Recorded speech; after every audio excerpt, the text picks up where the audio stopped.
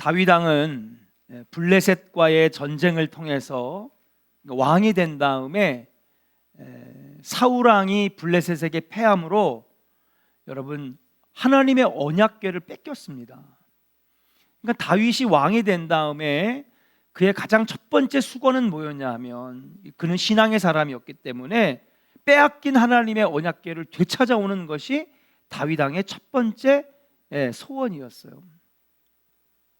결국 블레셋과의 긴 전쟁을 통해서 이제 빼앗겼던 하나님의 언약궤를 찾아올 수 있게 되었는데, 그 과정에서 하나님의 언약궤가 오벳 에돔의 집에서 석 달 동안 머물러 있게 됩니다. 그런데 이 언약궤를 옮기고 보관하는 과정 가운데에서 잘한 거예요. 그래서 말씀해 보면 하나님께서 오벳 에돔의 집을 축복하셨다 그랬어요. 복을 받았습니다. 이 소식을 들은 다윗은 용기를 냅니다. 왜냐하면 언약궤를 가지고 오는 과정이 쉽지가 않았거든요. 어떤 사람은 죽기도 하고, 그렇죠? 그거를 옮겨오는 과정이 순탄치는 않았습니다. 근데 오벳에돔의 가정이 큰 복을 받았다는 소식을 듣고, 하나님의 언약궤를 어떻게 가져올 수 있는지에 대해서 분명하게 알게 됐어요. 결국 헤브론에 있는 다윗성으로 모셔오는 데 성공했습니다. 그리고 언약궤가 성으로 들어오는 날에 다윗은 제사장들이 입는 옷 에봇을 입고 사람들 앞에서 언약궤를 맞이하는데 너무 감격스러운 거예요. 그의 평생에 하나님이 늘 그를 지켜주셨던 하나님의 은혜를 알기 때문에 하나님의 언약궤가 들어오는 순간에 너무나 감동한 겁니다. 그래서 여러분, 다윗이 무엇을 했습니까? 백성들 앞에서 그냥 막 춤을 추는 거예요. 무슨 짜여진 춤도 아닙니다. 너무 기쁘고 너무 감격스러우니까 그냥 덩실덩실 그렇게 춤을 추게 된 거예요. 온 성이 축제 분위기였습니다. 온 백성이 기뻐했어요. 그런데 왕비였던 미갈은 다윗의 그런 행동이 못마땅한 겁니다. 성경에 보면 다윗 왕을 업신여겼다 그랬고요. 집으로 돌아온 다윗에게 왕비가 막 쏘아붙이는 거죠. 원래 여자들은 남들이 있을 때 쏘아붙이지 않아요. 집에 온 다음에 쏘아붙이지. 밖에서는 체면도 있고 자존심도 있으니까 안 하다가 집에 문 열고, 여보 어떻게 그럴 수가 있냐고. 미갈도 그런 거예요. 갔다가 뭐라고 하냐면, 왕이 말이야 채신머리도 없이만 백성들 앞에서 왕의 채신도 안 쓰게 막 그렇게 춤을 춰야겠냐고. 아유 창피해가지고 말이야 막 비아냥거렸어요. 그러니까 다윗이 왕비였던 미갈, 이 미갈은 사울의 딸이었거든요. 미갈에게 얘기합니다. 아니 내가 여호와 앞에서 뛰노는 것이 무슨 잘못이란 말이냐. 나는 괜찮다. 내가 아무리 낮게 보이고 미천하게 보여도 하나님의 은혜가 너무 감격스러운데 다른 사람의 눈이 뭐가 중요하냐. 하나님의 언약궤를 찾아온 그 기쁨과 감격 때문에 나는 기쁨의 제사를 드린 것이다.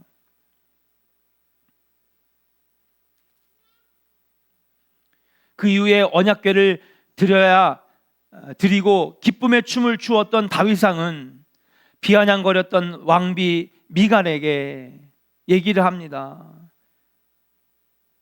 내가 이렇게 미천하게 보여도 미갈 그대에게는 앞으로도 계속해서 높임을 받을 것이다. 그 뒤에 어떤 일들이 일어났습니까? 여러분, 미갈은 오늘 여러분 읽은 말씀처럼 하나님의 은혜를 찬양하고 기뻐하는 다윗을 조롱하고 비아냥거린 대가로 평생 자식을 얻지 못하는 저주에 걸리고요. 다윗은 그 이후에도 계속 은혜와 복을 누리는 자가 되었다는 사실이에요. 부부는 원래 한 몸이라고 하는데 한 사람은 은혜와 복을 누리는 자가 되었고 한 사람은 은혜와 복을 누리지 못하고 잃어버리는 자가 되었어요. 한 식구인데도 오늘 본문에 보면 다윗은 은혜와 복을 누린 자가 되고 미갈은 은혜와 복을 잃어버린 자가 되었어요. 교회도 마찬가지입니다. 교회도요, 얻는 자가 있고 잃는 자가 있어요. 아니 똑같이 신앙생활 하는데 어떤 사람은 얻는 자가 있고 어떤 사람은 잃어버린 자가 있다는 사실이에요. 저는 우리 조원교회 성도들 모두가 은혜와 복을 얻는 자가 되기를 주의 이름으로 간절히 축원합니다. 예, 이왕 신앙생활하는 거 얻는 자가 되어야 될 거 아니에요. 자녀를 얻고, 예, 물질의 복을 얻고, 건강의 복을 얻고, 얻는 자야지.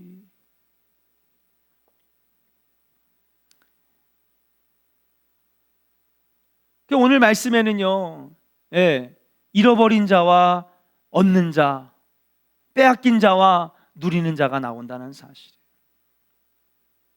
오늘 말씀을 통해서 다윗이 왜 은혜와 복을 얻는 자, 은혜와 복을 누리는 자가 되었는지 함께 말씀을 통해서 알아보면서 이제 한 해를 마감하는 여러분, 또 새 한 해를 시작하는 여러분 모두 얻는 자 되기를 주의 이름으로 간절히 축원합니다. 우리 한번 옆 사람에게 축복하겠습니다. 은혜와 복을 얻는 자, 누리는 자 됩시다. 할렐루야.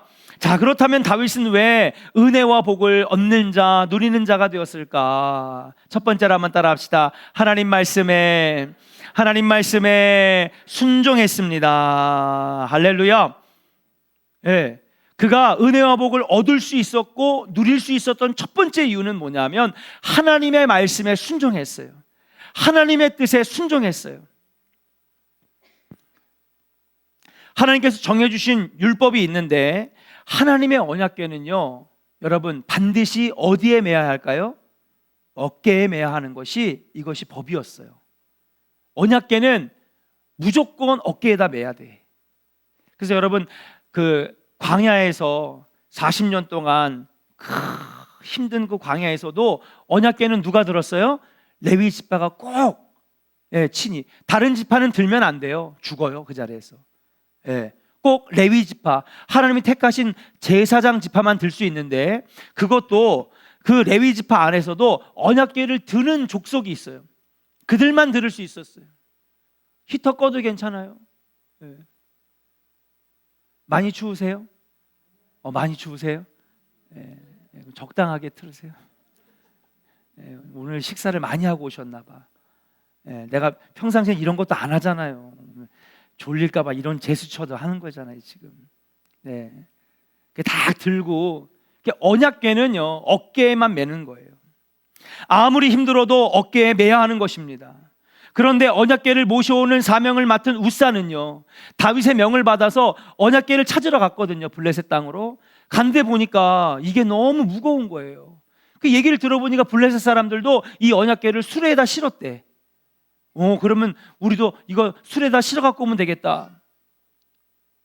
다윗의 명을 받은 우사는요, 여러분 언약궤를 다 실어 오는데 수레에다 실다가 여러분 어떻게 된지 아십니까? 언약궤 앞에서 하나님 치심으로 즉사했어요. 보니까요, 언약궤를 찾으러 오는 여정 가운데 몇 번이고 실패하는 거예요.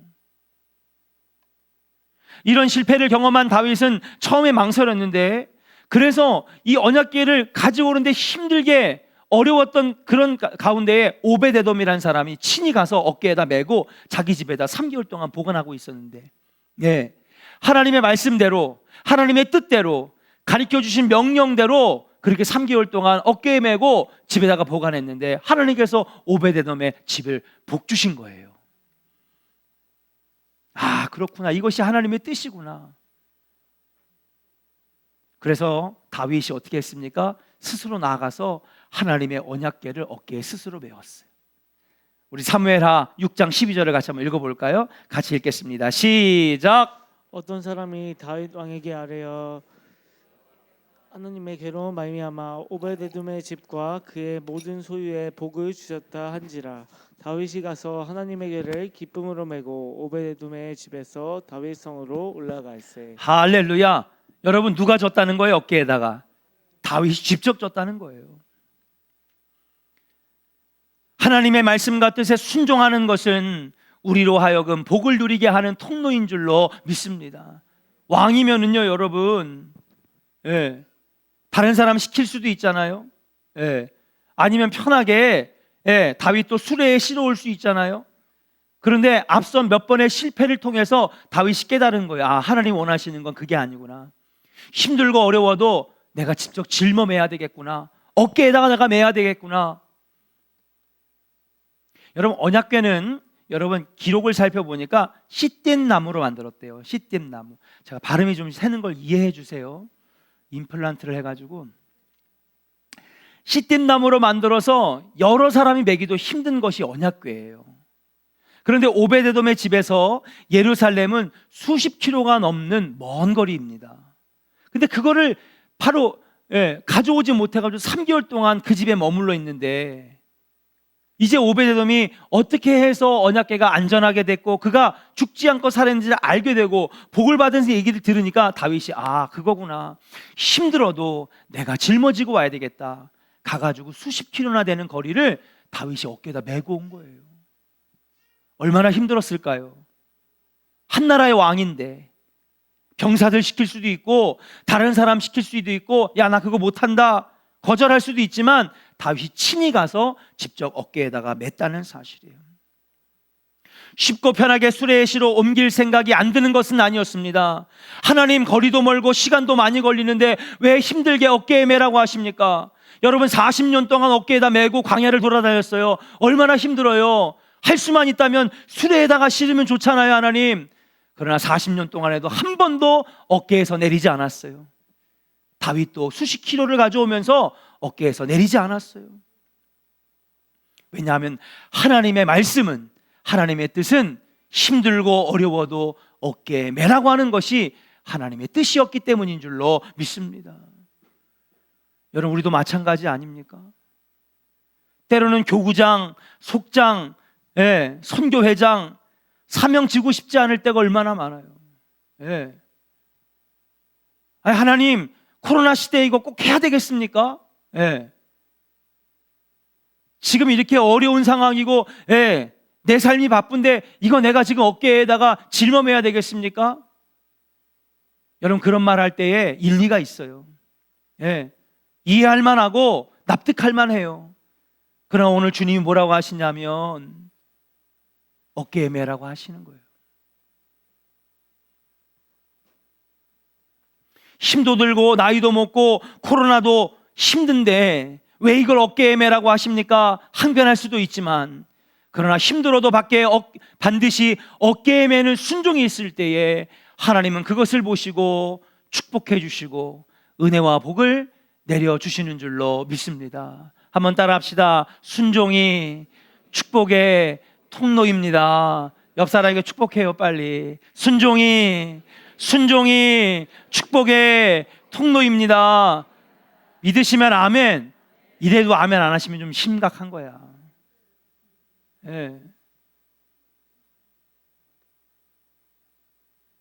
하나님 뭐라고 말씀하셨냐 하면 순종이 제사보다 낫느니라 그랬어요.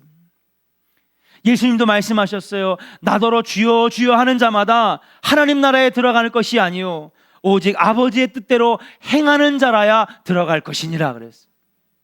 기도하는 것도 좋죠. 기도가 참 중요합니다. 그러나 사랑하는 여러분, 아버지의 뜻을 따르고 순종하는 것이 하나님 더 기뻐하시는 거예요. 기도했으면 순종해야지. 내년에는 상황이 더 좋아질 거라 믿습니다. 여러분, 내년에는 여러분들에게 맡겨진 사명 거부하지 마시고 못한다 말하지 마시고 아멘, 순종합니다. 순종이 축복의 통로입니다. 내가 감당하겠습니다. 주님, 내가 여기 있습니다. 감당할 수 있는 믿음의 조언의 성도들 되기를 주의 이름으로 간절히 축원합니다. 아까 신방을 한 가정 했는데 젊은 부부예요. 근데 이제 내년이나 이제 좀 상황이 좋아지면은 하나 직분 감당하고 사명 하나 감당하고 싶습니다. 젊은 사람한테 그 얘기를 들으니까 내가 너무 하루 종일 너무 기분이 좋더라. 혹시 못해요? 시키지 마세요. 절대 못해요. 시키면 나 이 교회 안 나올 거예요.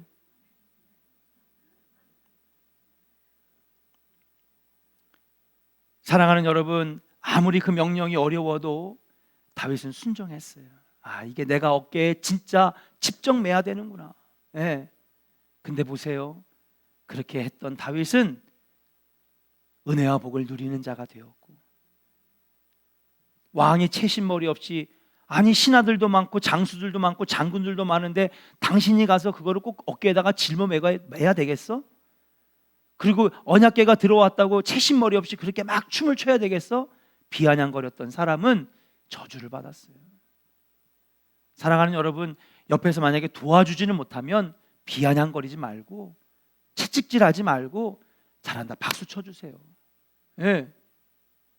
일하려고 하는 사람 옆에서 도와주고 지원해주고, 또 그것이 나에게 차례가 오고 직분을 감당할 순간이 오면 네, 제가 하겠습니다, 여기 있습니다, 저를 사용하여 주시옵소서. 하나님 그것으로 순종하는 자에게 은혜와 복을 누리는 특권을 주실 줄로 믿습니다. 일하는 성도, 사명 감당하는 성도, 능력의 성도들 다 되시기를 주의 이름으로 간절히 축원합니다. 두 번째, 왜 미갈은 은혜를 잃어버리는 자, 뺏기는 자가 되고 왜 다윗은 은혜와 복을 누리는 자, 얻는 자가 되었을까? 따라합시다. 진실한 제사를 하나님께 드렸습니다. 여러분, 하나님의 언약궤가 다윗성에 도착하자마자 여러분 제일 먼저 다윗은 하나님께 감사의 제사를 드렸다라고 그렇게 나와 있어요. 자, 사무엘하 6장 17절을 같이 한번 읽어보겠습니다. 같이 읽어볼까요? 시작. 여호와의 궤를 메고 들어가서 다윗이 그것을 위하여 친 장막 가운데 준비한 자리에 그것을 두매 다윗이 번제와 화목제를 여호와 앞에 드리니라. 아멘. 언약궤가 들어온 다음에 너무 기쁘니까 뭐 했냐면요, 제사를 드렸는데 무슨 제사냐면 번제와 화목제 두 제사를 드렸어요.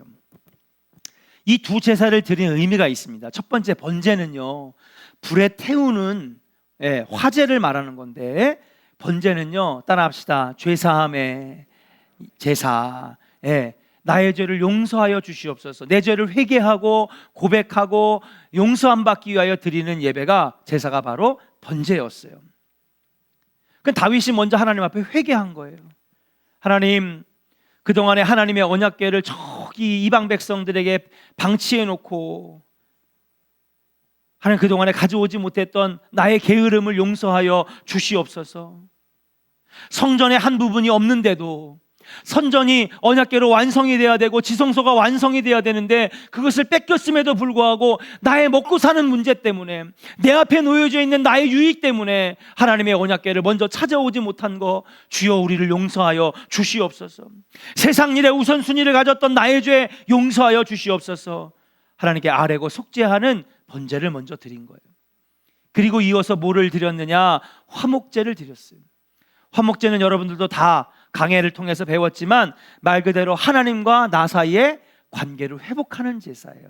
따라합시다. 화목제는 관계를 회복하는 제사. 하나님 그동안에 하나님 죄로부터 주님과 멀어졌던 관계, 이제 먼저 번제로 하나님 앞에 나의 죄를 고백하고 용서받고, 그리고 이제는 하나님 주님과 함께 동행하기를 원합니다. 드리는 제사가 바로 화목제인 거죠. 이제 언약궤가 돌아와 성막의 제자리에 안치되었으니 성막에 하나님이 임재하시어 이스라엘과 동행하시기를 원하시는 제사, 이런 귀한 제사를 하나님 앞에 바로 드릴 때에 하나님이 감동하셔서 다윗을 축복하신 거예요. 여러분, 그냥 제사 드리고 예배 드린 게 아니에요. 이 구절에서 뭐냐 하면 다윗의 진심을 하나님 보신 거지. 다른 성경에 보면 번제와 화목제를 섞어 드리는 내용이 거의 나오지 않습니다. 근데 다윗은 제사장들에게 부탁을 한 거예요. 우리가 제사를 드릴 텐데 한 번만 드리는 게 아니라 뭐예요? 번제와 화목제를 드리겠습니다. 제사장님 도와주세요. 그 다윗이 그 두 제사를 준비하여 드리는 모습을 보고 하나님 감동하신 거죠. 정말 네가 진심으로 나에게 죄를 고백하고 그리고 나와 함께 동행하기를 원하는구나. 그 제사의 진심을 보신 하나님께서 다윗을 축복하셨는 줄로 믿습니다. 사랑하는 여러분, 여러분의 속회 예배가 진실로 감사함으로 드리는 진정한 예배 되기를 주의 이름으로 간절히 축원합니다. 속회 예배가 뭐 대단하겠어?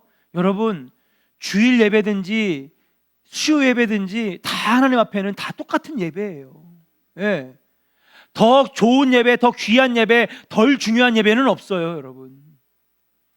하나님 받으시는 제사는 뭐냐 하면요, 신령과 진정으로 드리는 제사지. 여러분들의 속회 예배가 신령과 진정으로 드리는 예배가 되면 하나님 그 속회를 통하여 은혜와 복을 누리게 하실 줄로 믿습니다. 여러분, 속회 예배를 귀하게 여기시고 선교회 모임을 귀하게 여기시고 새벽 예배를 귀하게 여기실 수 있기를 주의 이름으로 간절히 축원합니다. 그렇게 신령과 진정으로 드리는 다윗의 모습을 보고 하나님께서 감동하신 거예요. 그래서 다윗으로 하여금 은혜와 복을 누리는 자가 되게 했다는 사실이에요. 우리 한번 선포합시다. 예배가 먼저입니다. 신령과 진정으로 드리겠습니다. 예, 아이도 은혜 받아서 아멘 하잖아요. 예, 오늘 은혜 충만해요 아주. 애기 엄마들 애기 데려오세요. 괜찮아요. 예, 애기 때문에 못 나오지 말고 애기 데리고 오세요. 옛날 교회는요, 유아실이 어딨어. 예, 그냥 여기저기서 애들 울어도요, 우리 선배 목사님들 다 설교하고 다 은혜 받았어. 아멘입니까? 우스갯소리가 하나가 있어요.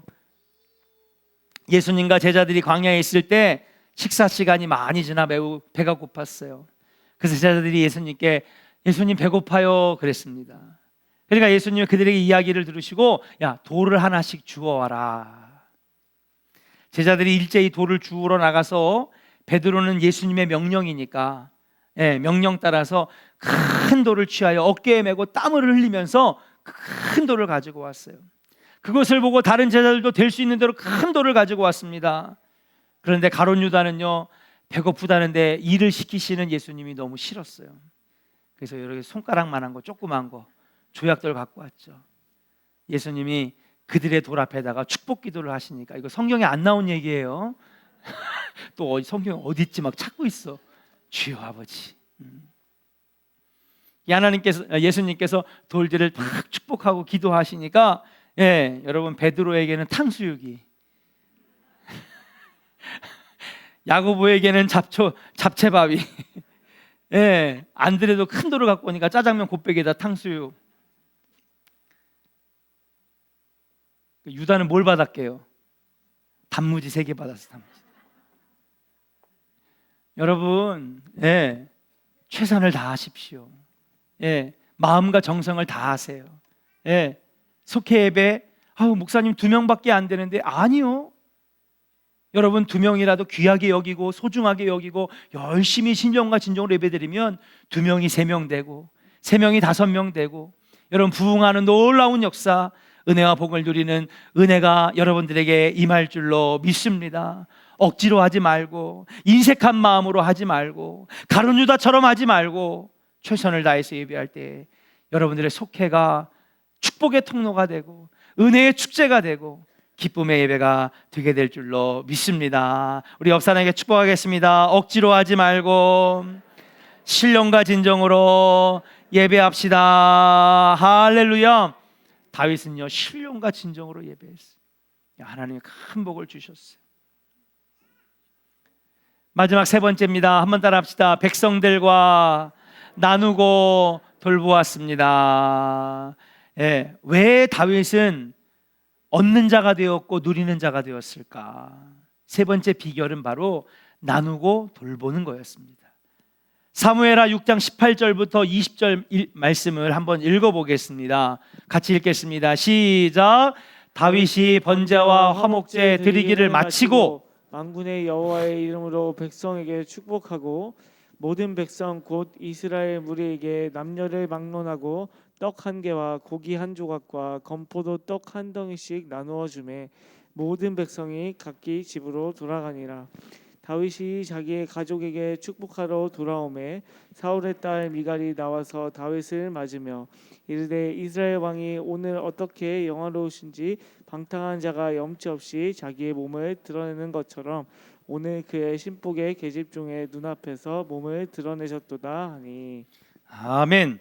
여러분, 다윗이요, 다른 평상시의 제사와는 달리 번제와 화목제 2개의 제사를 드리고 하나님 마음에 감동했어요.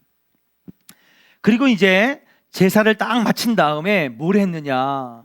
여러분, 여호와의 이름으로 백성들을 축복합니다.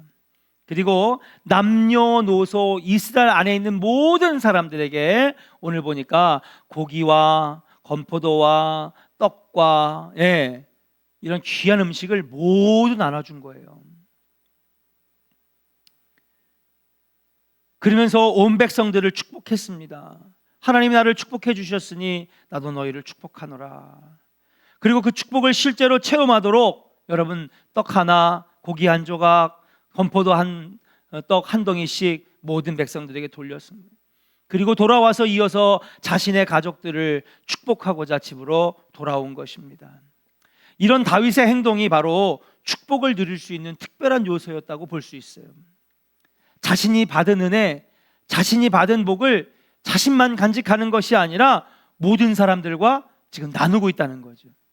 하나님, 나를 16년 동안 도망자의 신세에서 건져주셔서 이스라엘의 왕이 되게 하시고, 하나님 사울 왕이 못했던 그 일들을 하나님 나에게 복을 주셔서 언약궤를 되찾아오게 하시고, 하나님 이 이스라엘이 번성한 나라가 되게 하심을 감사드립니다. 양치기 목동이었던 별 볼 일 없던 어린 소년이었던 이 다윗을 지금까지 하나님의 은혜로 여러분 성공하게 하셨잖아요. 그러니까 자기가 받은 은혜, 자기가 받은 복을 자기 혼자만 간직하고 그렇게 있는 것이 아니라 많은 사람들에게도 같이 복을 누릴 수 있도록 나눴다는 사실이에요. 사랑하는 여러분, 하나님의 은혜와 복은 나눌 때에 갑절이 되는 줄로 믿습니다. 한번 따라 합시다. 슬픔은 나누면 반이 되고 사랑은 나누면 배가 됩니다. 이게 은혜 법칙이에요. 세상 사람들도 다 아는 법칙인데, 교회는요 뭐 하는 데인지 아십니까? 슬픔을 나눠서 반을 만드는 데가.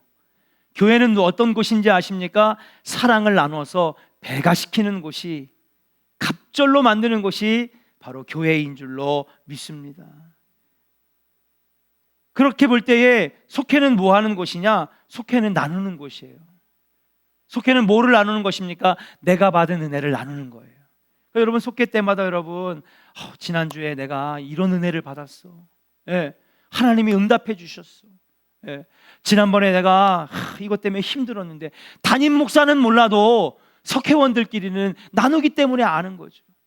그럼 그를 위해서 새벽마다 나와서 기도해 주고, 그 오히려 속장님들이 나한테 와서 얘기해 줄 때가 있어요. 목사님 기도해 주세요. 왜요? 그랬더니 우리 교회 우리 속회에 누가 지금 이거 갖고 힘들어하고 있는데 기도해 주세요. 알았어요, 기도할게요. 목사님 지금 이거 놓고 지금 열심히 기도하는데 꼭 이번에 그 자녀가 잘 되도록 기도해 주세요. 알았어요, 기도할게요. 담임 목사는 몰라도 속장들은 알고, 나눌 때에 함께 기도하고 함께 격려해 주고 함께 위로해 주는 놀라운 은혜의 역사가 일어나게 되는 것인 줄로 믿습니다. 여러분들의 속회가 은혜를 나누고 또 작은 것들을 서로 베풀며 나눌 수 있는 아름다운 속회 되기를 주의 이름으로 간절히 축원합니다. 한번 선포합시다. 속회는 나누는 곳입니다. 아멘. 벳세다 강에 모인 한 어린아이는 자신이 가진 도시락을 제자들과 예수님께 나눴을 때에 5,000명을 먹이고도 12강주가 남는 놀라운 축복이 일어나게 되었는 줄로 믿습니다. 바알 살리사의 한 농부는 기근 중에 얻은 첫 열매를 엘리사와 그의 생도들과 함께 나눌 때에 적은 떡으로 100명이 먹고도 남는 기적이 일어나게 되었다는 사실이에요. 그런 면에서 볼 때에 교회는 나누는 곳이고, 특별히 여러분들의 속회는 나누는 곳이다. 은혜를 나누고 받은 축복을 나누는 교회.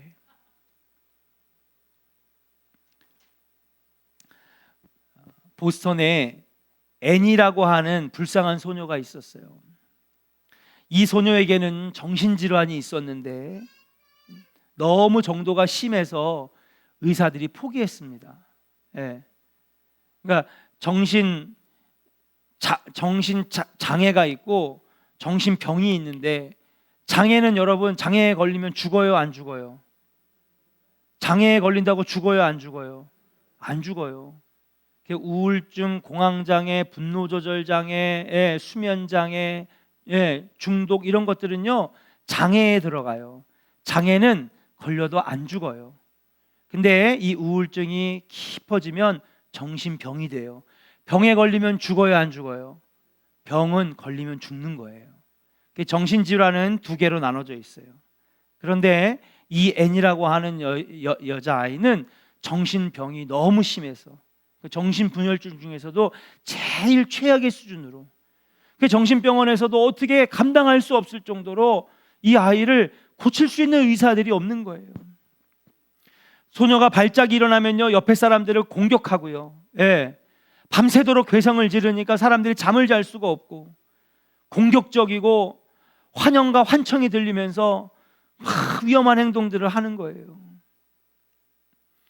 그렇게 홀로 감금되어 있는 격리 수용에 들어가게 되었는데, 부모도 의사도 포기하여 아무도 돌아보지 않게 되었는데, 그런데 은퇴한 늙은 간호사가 우연히 이 N이라고 하는 소녀를 보면서 불쌍히 여기게 된 거예요. 그래서 날마다 부모도 안 찾아오고 의사들도 안 찾아오고 독방에다 그냥 가둬놓고 먹을 것만 주고 씻겨만 주는 이 아이를 이 늙은 간호사가 와가지고 매일마다 찾아와서 조금씩 대화를 시도하고, 예, 먹을 것을 건네주고, 처음에는 과자를 주어도 받지 않고 말을 걸어도 대답을 하지 않았어요. 그런데 포기하지 않고 그 N이라고 하는 소녀에게 끊임없는 사랑을 베풉니다. 사실 나이가 많은 간호사잖아요. 은퇴했잖아요. 안 해도 돼요. 예, 내가 지금 나이 많아서 은퇴했는데 뭐하러 이 아이를 간호하러 옵니까? 근데 그 아이를 불쌍히 여기고 국률이 여기는 마음으로 가서 매일마다 거길 찾아간 거예요. 자기가 일하던 병원이었으니까. 6개월이 지났는데, 예, 하루도 빠짐없이 그 자기를 찾아오는 늙은 간호사에게 조금씩 마음의 문이 열리기 시작한 거예요. 먹을 걸 주니까 이렇게 받아가지고 먹기도 하고, 예, 말을 거니까 눈을 마주치기도 하고, 예, 이제 소통의 조짐이 보이기 시작하는 거예요. 간호사는요, 포기하지 않았어요. 계속해서 매일마다 찾아와가지고 돌보고 또 돌보고 말을 걸고 대화를 시도하고, 여러분 결국 이 간호사의 사랑 때문에 이 N이라고 하는 소녀가 의사도 못 해내고 부모도 못 해내는 일을 여러분 하게 되었어요. N이가 다 완치되는 놀라운 역사가 나타났다는 사실이에요. 그리고 이제 정상적으로 돌아와서 일상생활로 돌아와 보니까, 예, 자기같이 어려움을 당한 사람이 너무나 많다는 걸 알았어요. 근데 어느 날 신문에 보니까 어떤 광고가 하나 올라왔는데, 장애를 가진 아이를 가르쳐줄 여러분 사람이 하나 필요하다는 거예요. 그러면서 디테일하게 적었는데 이 아이는 보지도 못하고 듣지도 못하고 말하지도 못한다는 거예요. 그러니까 이 N이라고 하는 이 소녀가 문득 다 포기했던 자기를, 한 늙은 간호사, 이름도 나오지 않아요. 그 간호사가 자기를 포기하지 않고 자기를 돌봐줬을 때 자기가 정상이 됐다는 것을 알게 됐잖아요. 그러니까 나도 이 받은 사랑을 나눠야 되겠다, 나도 돌봐야 되겠다, 그러면서 이 N이라고 하는 소녀가 찾아갑니다, 그 집에. 그러니까 가보니까 진짜 이 한 소녀가, 예, 휠체어에 앉아 있는데 보니까 정말 광고에 나온 대로 보지도 못하고 듣지도 못하고 말도 못하는 거예요. 아무도 안 찾아옵니다. 그런 사람을 어떻게 가르쳐요? 듣지도 못하고 보지도 못하고 말하지도 못하는데. 여러분 그 휠체어에 앉아있던 여자아이가 바로 헬렌 켈러예요. 그리고 이 절망적인 소녀를 가리키려고 나섰던 가정교사가 바로 정신병동에서 다 포기했던 그 N이라고 하는 소녀. 여러분 N이라고 하니까 그렇지만 여러분 위인전에 보면 앤 설리반이라고 되어 있어요. 앤 설리반은 자신이 정신질환자였음을 기억하면서 그 할머니 간호사의 지극한 사랑을 받은 그 기억이 있어서 나도 나눠야 되겠다, 많은 사람들이 다 포기한 사람이라도 나는 포기하지 않고 사랑을 쏟아부어야 되겠다. 여러분 그렇게 헬렌 켈러를 가르칠 때에 여러분 누구도 못 해냈던 위대한 업적, 여러분 헬렌 켈러가 수많은 과학적 업적들을 남겼잖아요. 나중에 영국의 빅토리아 여왕이 헬렌 켈러를 불러들입니다. 영국의 최고의 훈장을 수여하면서 당신처럼 불리한 조건을 가진 사람이 어떻게 이토록 큰 업적을 이룰 수 있었습니까? 라고 물어보니까 헬렌 켈러가 단 한마디로 대답을 해요. 저의 스승님 앤 설리반 때문에 여기까지 왔습니다. 무명의 할머니 간호사와 앤 설리반, 헬렌 켈러 이 세 사람에게 공통점이 두 가지가 있는데, 첫 번째는요, 신실한 크리스찬이었고, 두 번째는요, 자신이 받은 은혜와 복을 남들에게도 나누어 줬다는 사실이에요. 여러분, 나누는 것에는요 힘이 있습니다. 여러분, 받은 은혜를 나누고 받은 복을 나누고 작은 것들이라도 나누게 될 때에 여러분, 놀라운 갑절의 복이 여러분 속회에, 여러분 선교회에, 여러분 가정에 차고 넘칠 줄로 믿습니다. 한번 따라합시다. 나누면 배가 됩니다. 아멘입니까? 여러분, 나누면 배가 되는 거예요. 오늘 다윗이 왜 은혜와 복을 잃어버린 자가 아니라 누리는 자, 잃는 자가 아니라 뺏기는 자가 아니라 얻는 자가 되었는지 함께 은혜를 나눴습니다. 여러분, 저는 내년에도 우리 조원의 모든 성도 한 명도 빠짐없이 다 다윗처럼 은혜와 복을 누리는 성도 되었으면 좋겠습니다. 힘들어도 어깨에 메고, 하나님 말씀에 순종하고, 힘들고 어려워도 신령과 진정으로 예배 드리려고 하고, 속해 멈춰 있는 데 많죠? 할 수 있어요. 밥은 해 먹잖아요. 화장실은 가잖아요. 근데 예배는 왜 못 드려요? 할 수 있잖아요. 예배가 정말 생명줄이라고 생각하고, 예배 안 먹으면, 예배를 안 드리면 내가 죽는다고 한번 생각해 보세요. 안 드리겠습니까? 여러분, 내년엔 다시 끊어졌던 예배가 다시 활성화되고, 끊어졌던 모임이 다시 활성화되고, 거기에서 같이 은혜를 나누고 복을 나누고 함께 아픔을 나눌 때에 여러분, 내년에는 속회가 짐덩어리가 아니라, 부담덩어리가 아니라 여러분들을 축복으로 이끄는 축복의 통로가 될 줄로 믿습니다.